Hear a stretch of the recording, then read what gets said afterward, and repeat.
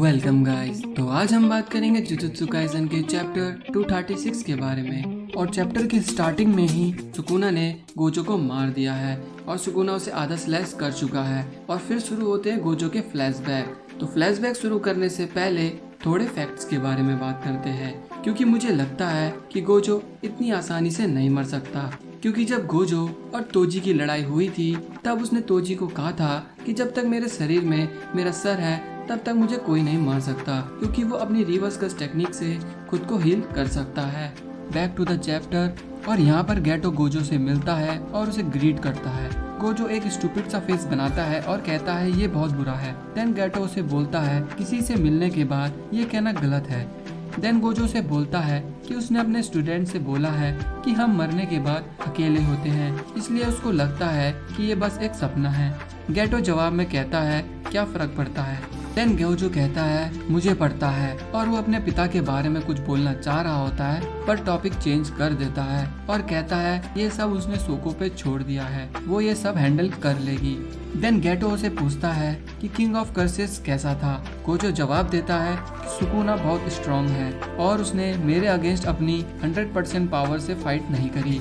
आगे वो बोलता है अगर सुकुना के पास मेगुमी की 10 शैडो कस टेक्निक भी नहीं होती तब भी वो शायद ही उसको हरा पाता। गेटो उसकी बात सुन के थोड़ा सरप्राइज होता है और सोचता है कि गोजो इतना स्ट्रॉन्ग है फिर भी ये बंदा ये सब चीजें एडमिट कर रहा है।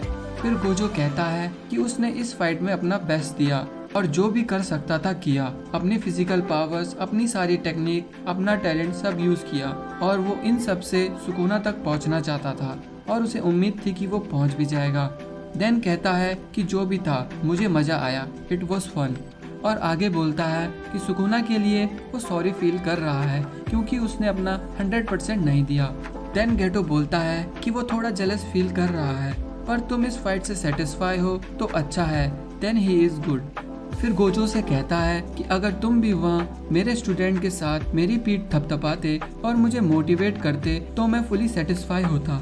बट आई गेस मैं बहुत खुश हूँ कि मेरी मौत किसी स्ट्रॉन्गेस्ट अपोनेंट के हाथों हुई, ना कि किसी बीमारी या बुढ़ापे से।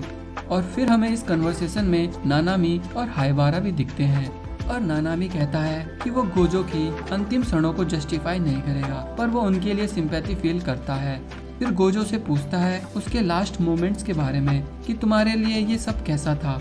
नानामी कहता है उसने एक बार इस बारे में मेमे से बात करी थी तो उसने उसे बताया था कि मूव नॉर्थ अगर तुम अपने लिए नई साइड ढूंढ रहे हो, और अगर तुम जो हो वही रहना चाहते हो तो मूव साउथ। और मैंने बिना सोचे समझे साउथ चुना और मेरे लास्ट मोमेंट्स इतने बुरे भी नहीं थे, thanks to Haibara. Then Gojo, Geto, principal Yaga, Nanami, Haibara, रिको और कुरोई इन सभी से विदा लेता है। अब हम गोजो के फ्लैशबैक से वापस आकर रियलिटी में आते हैं और इधर सुकुना हमको मोरागा की एडेप्टेशन के बारे में बताता है और कहता है एक बार जब मोरागा पे अटैक होता है तो वो टाइम के साथ धीरे धीरे उसे अडेप्ट कर लेता है और जितने ज्यादा उस पे अटैक होंगे उतनी जल्दी वो उस अटैक को अडेप्ट कर लेगा, यानी कि उसकी अडेप्ट करने की प्रोसेस तेज हो जाती है। सुकुना आगे कहता है मोरागा ने सबसे पहले गोजो की इन्फिनिटी अडेप्ट करी और उसे अडेप्ट करते करते वो अपनी कर्स एनर्जी को भी चेंज कर रहा था और उसकी अडेप्टेशन यही नहीं रुकी, वो उसको आगे भी अडेप्ट करता गया। देन सुकुना कहता है कि मेरे लिए ये सब कर पाना मुश्किल था, मैं अपनी कर्स एनर्जी को चेंज नहीं कर सकता था तो मैंने वेट किया ताकि मोरागा मुझे एक ऐसा मॉडल बना के दे ताकि मैं तुम्हारी इन्फिनिटी को काउंटर कर सकूं और जिस अटैक को मैं यूज कर सकता। और जब मोरागा ने गोजो का राइट हैंड स्लैश करा था तो उसकी कस टेक्निक का टारगेट सिर्फ गोजो सातोरू नहीं था बल्कि उस स्पेस और वर्ल्ड को ही काट दिया था। तब सुकुना कहता है कि तुम्हारी इन्फिनिटी मैटर नहीं करती जब तक तुम उसी स्पेस और उसी दुनिया में हो जिसको वो आसानी से स्लैश कर सकता है।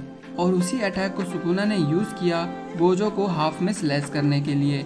और आगे सुकुना कहता है उसके लिए ये सब करना इम्पॉसिबल था पर मोरागा ने उसको एक ऐसा मॉडल बना के दिया जो काफी इफेक्टिव था ताकि वो मोरागा का अटैक यूज कर सके।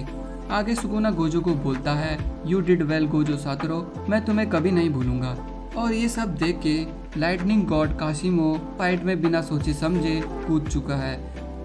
हमारा चैप्टर यहीं पर खत्म होता है। चैनल को सब्सक्राइब कर देना। मिलते हैं आपको अगले चैप्टर में, तब तक के लिए पीस आउट।